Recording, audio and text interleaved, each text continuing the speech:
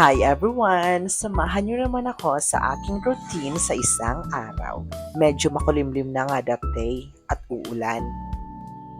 Pagkagising ko, sinampay ko muna agad ang mga nilabhan ko kagabi.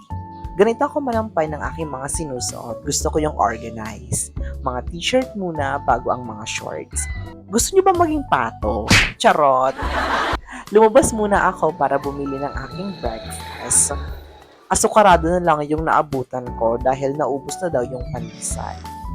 Bago ako magkape, nag-refill muna ako ng aking bigasan dahil paubos na pala yung bigas ko. Pakita ko lang yung labas ng bintana ng kwarto ko.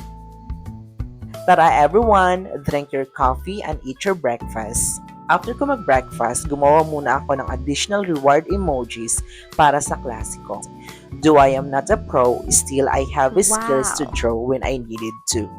And then, balik na ulit sa pagtuturo. And yun lang, tapos na.